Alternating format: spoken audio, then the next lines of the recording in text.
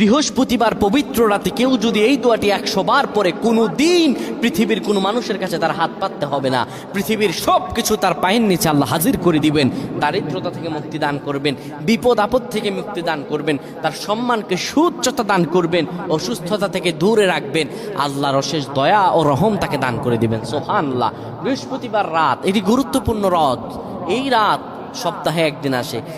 আরবিতে রাত আগে আসে, দিন পরে আসে। সুতরাং বৃহস্পতিবারের যে দিন গিয়ে রাত, এটি বৃহস্পতিবার রাত নয়, এটি শুক্রবারের রাত, এটি জুমাবারের রাত, এটি দোয়া কবুলের রাত, আল্লাহর কাছাকাছি হওয়ার রাত। সুবহানাল্লাহ। এই বৃহস্পতিবার রাত আল্লাহ তাআলা বান্দার দোয়া কবুল করেন। কেউ যদি বৃহস্পতিবার রাতে ঈশা নামাজের পরে পবিত্র হয়ে ইয়া হাইয়ু ইয়া হাইয়ু ইয়া হাইয়ু ইয়া রফিয়ু ইয়া রফিয়ু ইয়া রফিয়ু এই দোয়াগুলো পড়তে পারে 100 বার, আল্লাহ রাব্বুল আলামিন তার